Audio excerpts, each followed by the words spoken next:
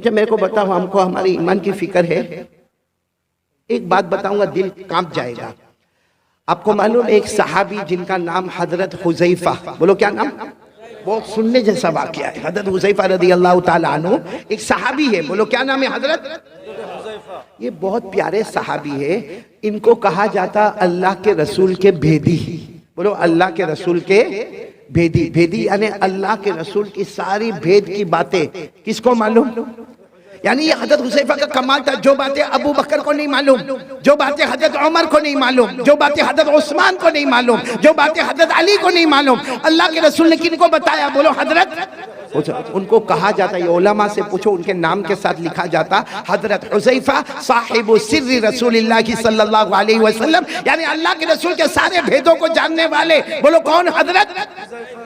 एक मर्तबा क्या हुआ मालूम? हजरत हुज़ैफा को अल्लाह के रसूल बुलाए और कहा कयामत तक आने वाले उनके नाम लिख दो जिनकी जुबान पर कलमा होगा, दिल में कलमा नहीं होगा, जिसको मुनाफिक कहते हैं। क्या कहते हैं? तो हजरत हुज़ैफा को पूरी फहरिस्त दे दी, कयामत तक आने वालों की फहरिस्त। बोलो हमारे नबी ने किनको दी? हजरत हुज़ैफा को दी। हमारे नबी सल्लल्लाहु अलैहि वसल्लम ने हजरत हुज़ैफा को दी, पूरी फहरिस्त दे दी कि कयामत तक आने वाले मर्द, कयामत तक आने वाली औरतें देख लो, जिनकी जबान पर कलमा होगा लेकिन दिल में ईमान नहीं होगा, वो मुनाफिक होंगे। अब सुनना, ये बात तो हो गई। अब मेरे प्यारों, आपको मालूम है एक जमान आया, हजरत उमर बादशाह बने। बोलो कौन बादशाह बने? अभी हमारे सदर मोहतरम, मैं वहाँ कमरे में बैठ के सुन रहा था, हजरत मुफ्ती याहिया साहब दामद बरकातुहुम, अल्लाह उनके उम्र में बरकत अता फरमाए। ये हजरत उमर रज़ी अल्लाह ताला अन्हु के बारे में जो बातें बता रहे थे, मेरा दिल वहाँ से इतना खुश हो रहा था। तो वही हजरत उमर बादशाह, और हजरत उमर इतने बड़े बादशाह, 22 लाख मुरब्बा मील पे अकेले हुकूमत करने वाले। बोलो कौन? सुभान अल्लाह।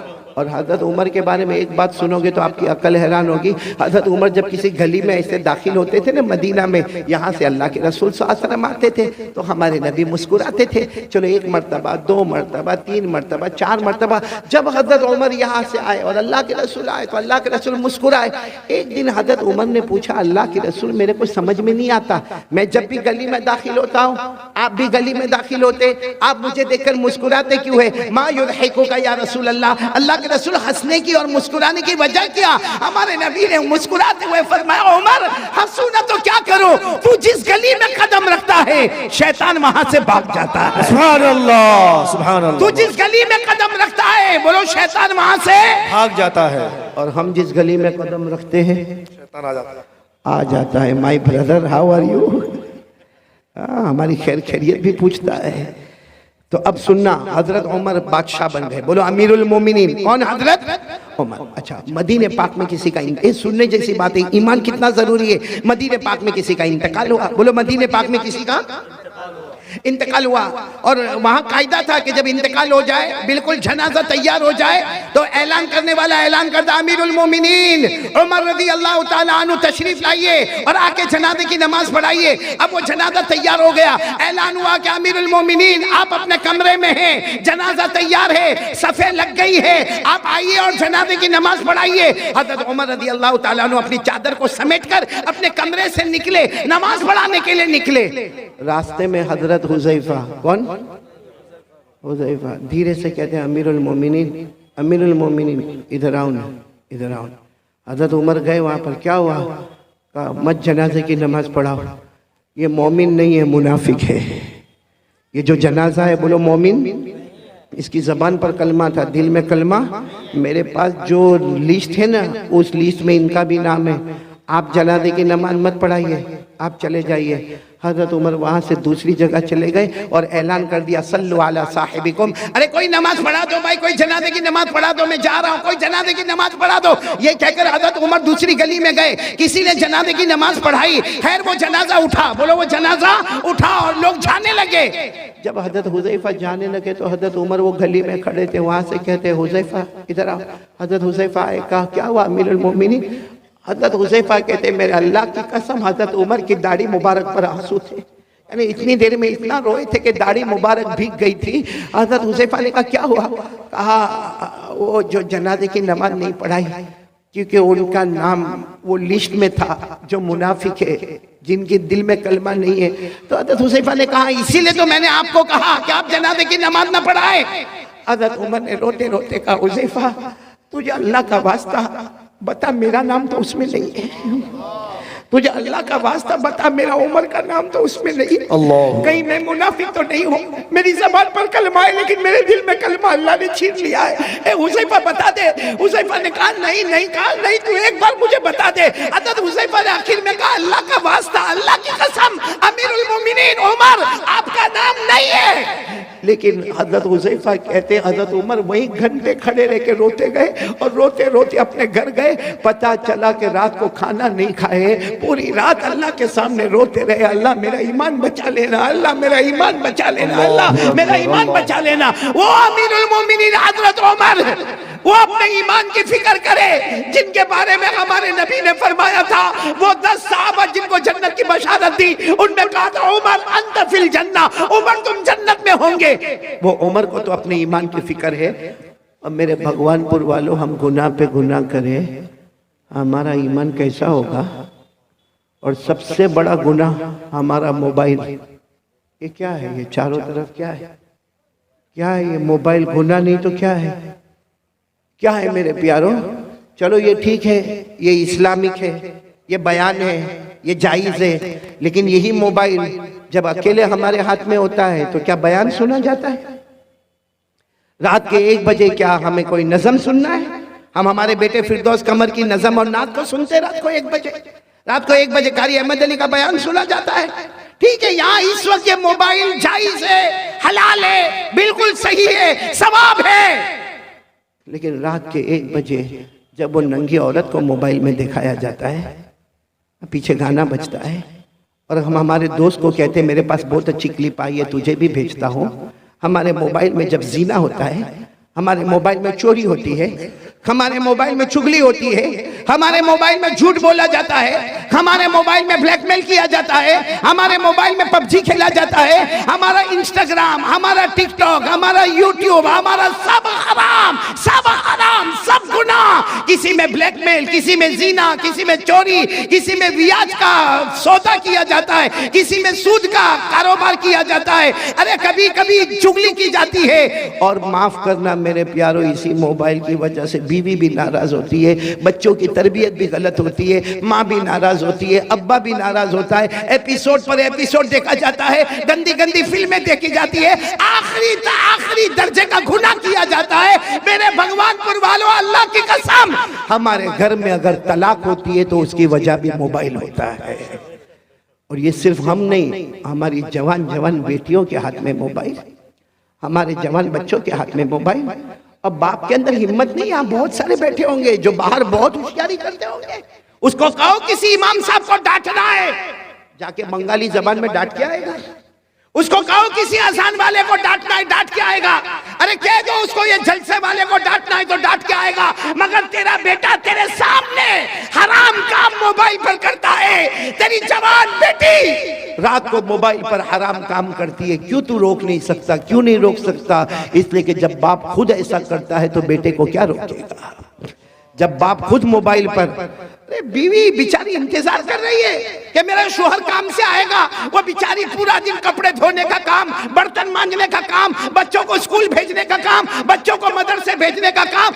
अब शोहर आया इतनी हड़बड़ाहट बताएगा, थका थकाया आया है, हाथ मुंह धोएगा, खाना खाएगा, बीवी उधर चेहरा रखी और ये अपने मोबाइल पर बिजी है।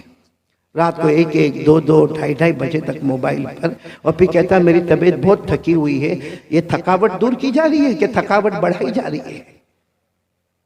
Waste of time, waste of money और वेस्ट ऑफ एनर्जी, ये है हमारा मोबाइल का खुलासा। टाइम भी बर्बाद, पैसा भी बर्बाद और हमारी ताकत भी बर्बाद।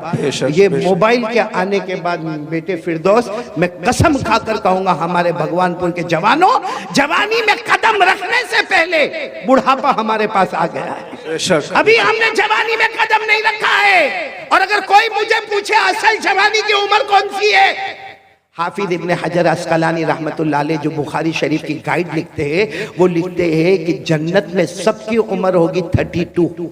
कितनी होगी? 32। इसका मतलब असल जवानी शुरू होती है 32 से 40। बोलो 32 से 40। या तो 22 में कमर दुखती है, पाँव दुखते हैं, लड़खड़ाते हुए चलता है। क्यों? क्योंकि गुनाह गुनाह गुनाह करके। मेरे प्यारो एक बात बताओ, आप नाराज तो नहीं ना? सुनेंगे ना मेरी बात? हम गुनाह करते हैं, सच बताना, हम गुनाह करते हैं, गुनाह करते हैं। कभी हमने ये सोचा कि अल्लाह ने जहन्नम भी बनाई है? सोचा हमने कभी? गुनाह करेगा भाई, आए जिना हो रहा है, हमारा कारोबार 101% हराम, हमारा सूद का कारोबार, हमारा ब्याज का कारोबार, हम दारू पिए, हम मटके चलाए, हम जुआ खेले, हजारों गुनाह करे। अल्लाह को हाजिर नाजिर रखकर बोलना खराब नहीं मानना। हमने कभी जहन्नम के बारे में सोचा? जी नहीं। बोलो सोचा? कभी ये सोचा कि अल्लाह अल्लाह अल्लाह अल्लाह मैं ये गुनाह करने जा रहा हूँ, अल्लाह अल्लाह मैं ये कारोबार करूंगा, लेकिन अल्लाह इसमें ब्याज है, अल्लाह इसमें सूद है, अल्लाह इसमें रिबा है, अल्लाह इसमें बहुत बड़ा गुनाह है, सूद है, सूदी कारोबार है, अल्लाह जहन्नम में क्या होगा? कभी नहीं सोचा। बस आने दो, पेट में आने दो, हलाल है तो भी आने दो, हराम है तो भी आने दो। दारू भी पीता गया, मटका भी खेलता गया, जुआ भी खेलता गया, मेरे दोस्तों अय्याशी करता गया। कभी जहन्नम के बारे में सोचा? जी नहीं। कि जहन्नम भी तो आने वाली है ना।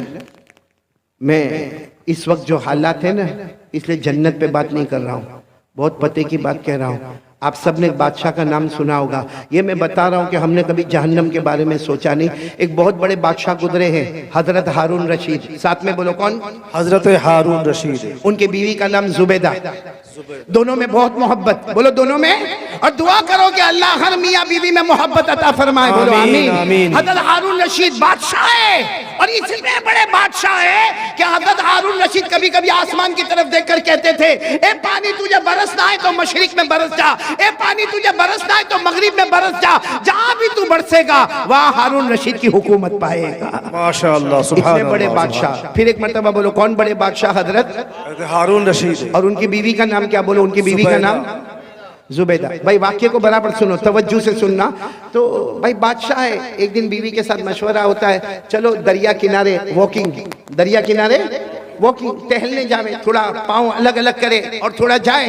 तो बीवी की आदत होती है कि मैं थोड़ा तैयार होकर आती हूँ, आप थोड़ा आगे बढ़े। वो बीवी भी शरीयत की पाबंद, हिजाब वाली, पर्दे वाली, कहा मैं अपना पर्दा सही करके आती हूँ, आप आगे बढ़े। अब हजरत हारून रशीद आगे आ गया, और पीछे कौन आ रही है? बोलो बीवी जुबैदा। मामला क्या हुआ मालूम? हजरत हारून रशीद जा रहे, दरिया किनारे एक अल्लाह के वली बैठे हुए, बोलो सुभान अल्लाह। सुभान अल्लाह। अल्लाह के वली का नाम बहलूल, बोलो क्या नाम? बहलूल। हजरत बहलूल, बहलूल। साथ में बोलो क्या नाम? हजरत बहलूल। अल्लाह के वली है, दुर्वेश है, एक फकीर है, अल्लाह के वली।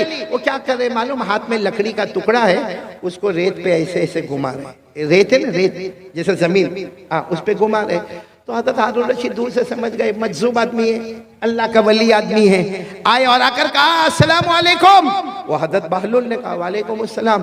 तो हजरत हारून रशीद तो बादशाह से कहा ये क्या कर रहे हो? जमीन पे ऐसे लकड़ी से क्या कर रहे हो?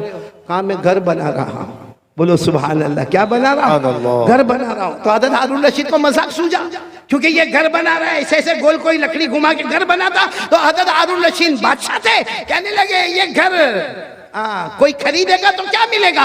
अल्लाह उसके बदले जन्नत दे देगा। माशाअल्लाह, सुभान अल्लाह। तो हारून रशीद ने कहा घर कितने का है? क्योंकि अभी तो बना भी नहीं है, खाली गोल गोल घुमा रहे हो, कितने का है?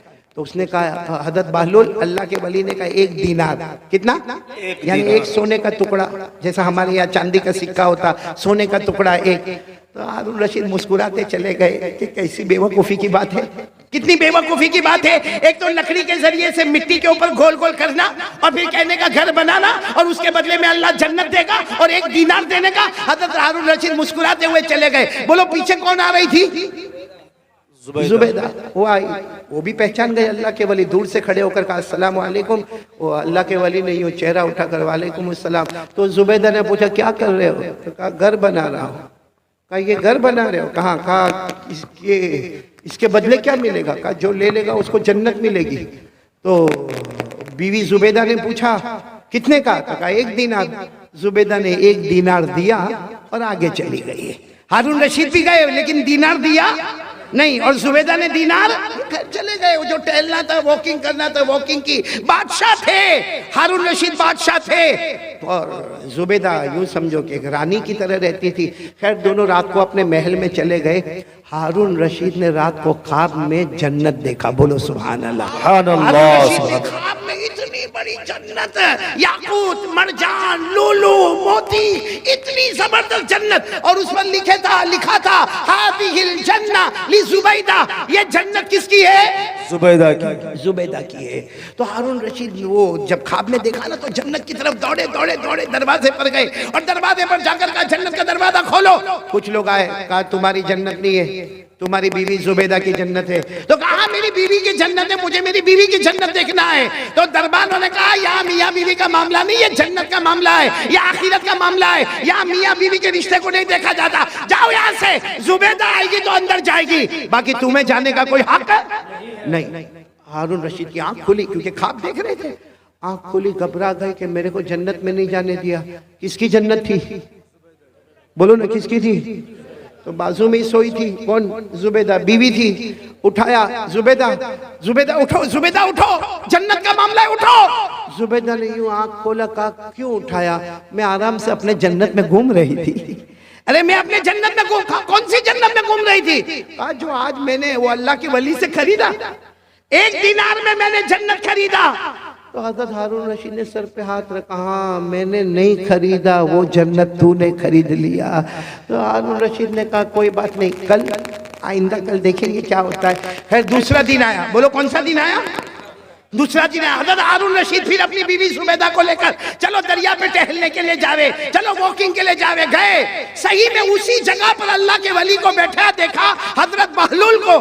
वही लकड़ी है और वही क्या कर रहे, मिट्टी पर घुमा रहे। हजरत हारून रशीद आज तो बहुत अदब से गए, कहा अस्सलाम वालेकुम। कहा वालेकुम अस्सलाम। कहा क्या कर रहे हो? तो हजरत बहलूल ने कहा घर बना रहा हूँ। कहा क्या होगा? कहा जो खरीदेगा अल्लाह उसको जन्नत देगा, जो खरीदेगा अल्लाह उसको जन्नत देगा। तो हारून रशीद खुश हो गए कि चलो आज भी मामला हल हो जाएगा। कहा इसकी कीमत क्या है? कहा तुम्हारी पूरी बादशाहत, जितनी तुम्हारी बादशाहत है, मशरिक में, मगरिब में, शमाल में, जनूब में, जहां जहां तुम्हारी हुकूमत है, सब हुकूमत मुझे दे दो, ये जन्नत मिलेगी। तो हारून रशीद को ऐसी बादशाह थोड़ी दे दे। हारून रशीद गुस्से हुए और गुस्से होकर कहा कल तो इसकी कीमत 1 दीनार थी भाई, कल यस्टरडे इसकी कीमत 1 दीनार, आज पूरी बादशाह। कहा कल तुमने इसका चमत्कार नहीं देखा था, इसलिए उसकी कीमत 1 दीनार थी। अब तो जन्नत देख के आए हो और तुमको अंदर भी जाने नहीं दिया, तुमको ढकेल के बाहर निकाल दिया। तो जब बगैर देखे तुम आते, बगैर देखे आते तो 1 दीनार, अब देख लिया है तो उसकी अहमियत बढ़ गई, अब पूरी बादशाहत देनी होगी। ये कहकर हजरत बहलूल चले गए, हारून रशीद वापस आ गए। लेकिन मेरे दोस्तों, उलमाए किराम ने लिखा कि जन्नत देखा तो उसका इंपॉर्टेंस सामने आया। भाई जन्नत देखा और देखा कि हटा दिया गया तो इंपॉर्टेंस आया कि कल जाना पड़ेगा। मेरे प्यारों, हम मोबाइल पर इतना गुनाह करते हैं क्योंकि हमने कभी जहन्नम को देखा नहीं है और जहन्नम के बारे में सोचा भी नहीं है।